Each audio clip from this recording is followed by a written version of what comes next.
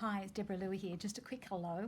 I've had a couple of questions about the sewing machine and one on the needle thread. A couple of you are asking me about the needle threader, Marilyn and Mai. So hi, I love the questions. They're fantastic. So keep them coming, and I'm very happy to do these little quick videos where John and I are doing this on my iPad at home. So there's no professional filming of this. So the quality is as it is. And the other question was on the sketch applique that is on my Daisy Paths runner and quilt books, and that after I've shown you the needle threader, I'm going to get into and show you a bit of sketch applique as well. But let's go into the sketch, into the needle threader, beg your pardon. So basically first you need to, John's going to come a bit closer, thanks hon. We need to make sure that you're threaded up correctly and it goes through this little arm here, which sometimes your thread comes out of that. It's not the end of the world, but I want to make sure that it's in this consistently. And I have a top stitch needle in. And a top stitch needle, size 80 I think it is. I buy either 80s or 90s top stitch for most of my work. And it has a large eye, so it's really easy to thread that needle with the needle threader with a large eye. Plus the large eye accepts fine and very thick thread like a 12 weight cotton thread. It accepts a 12 weight cotton thread very easily with that large eye. Okay, I'm going to take my thread between my thumb and my first finger, and now I'm taking it on the plate, and see how these two other fingers are down on the plate. So thumb and first finger, those two fingers are putting it on the plate. So now my thread is at a 45-degree angle. So you should be able to see that with the white fabric behind it. 45-degree angle, and that straight away goes straight under and at the back of that little arm. As soon as it's under that little arm, I bring it right in front of the needle, and that's where the little clasp is on the side. And then, oh, it didn't work.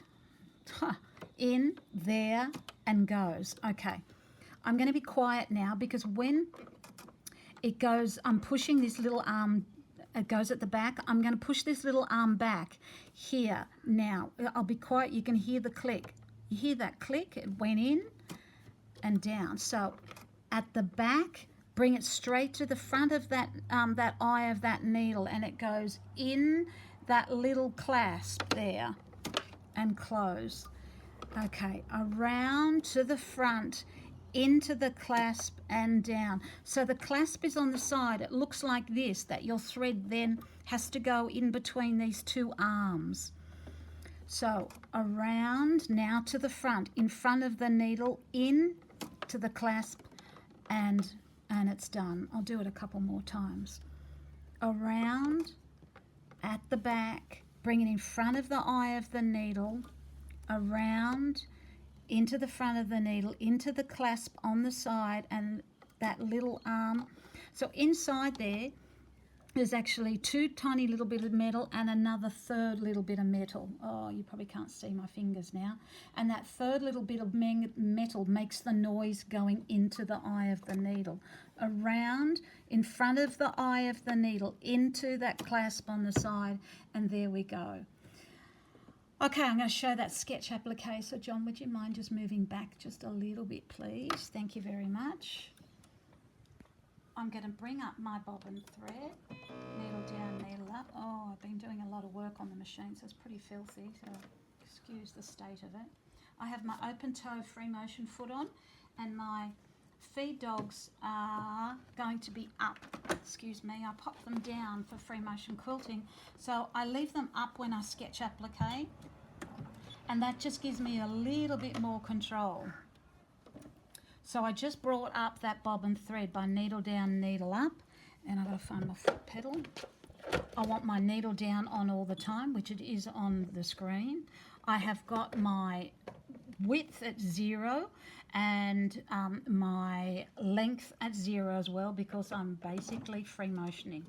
I'm going to set my speed to fairly slow to medium, but I've got the pivot on the machine, so I don't want that. John, can you see this screen now? Great. So I have to take this pivot off.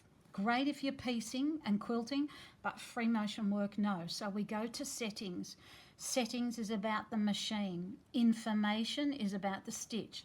I want to change a function on the working of the machine. Settings. Stitching. Take that off, which is your tie off. I don't want to tie off when I'm free motioning. And I want to go to my buttons, and when my needle down is on, I want no pivot. At this moment it's at half pivot, that's high. I want no pivot, and accept it all. Now when the needle is down, my foot is going to stay down in the work. John, can you now see the needle nicely with my hands there?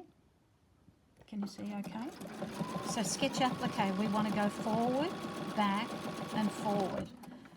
Forward, back and forward. You don't want to take huge bites. I don't want to go all the way around my work once, twice, 3 times or 4 times or whatever. I'm going to take the speed up a fraction. I work about an inch at a time. Now I want to get on this raw edge. So if you don't get right on the raw edge, if you go 5 times, it doesn't matter. 1, 2, 3, 4, 5. Small little bites. 1, 2, 3. Did all right that time. 1, 2, 3. 1, 2, 3. No, I'm not happy with that, so I'm going to do 4 times, and I'm going to do 5 times. Can you see my frame of my hands? Like the free motion class, my frame of my hands is right around that foot and that needle. My hands are lovely and close.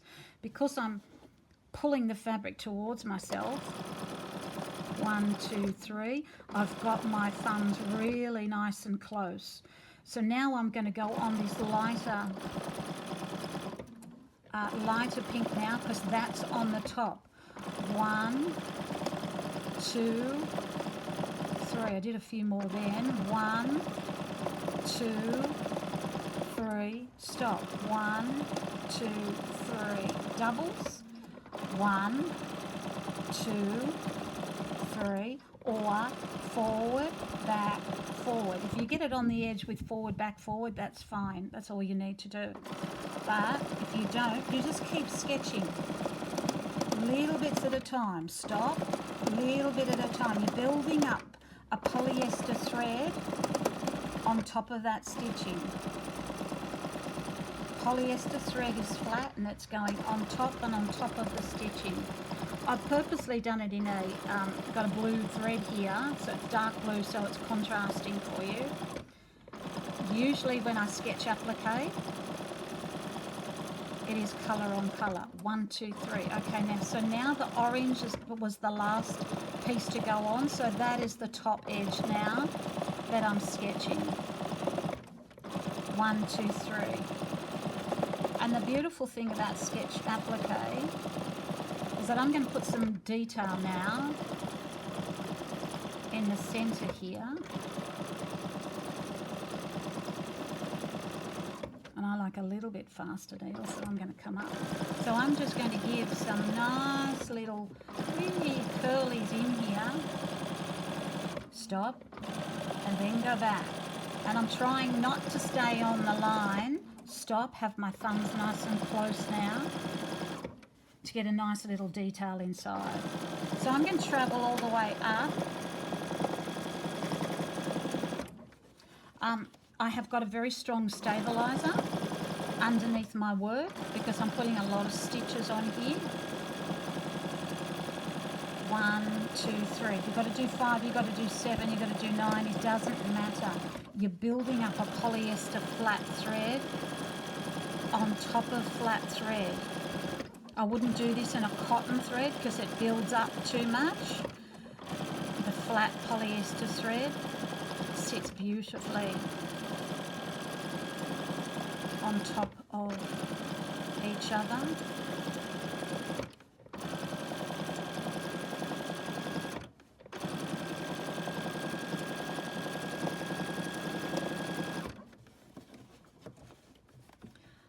Okay, so maybe now I might go, stop, there's just a stabilizer that's getting caught on the edge of the machine. I might come around.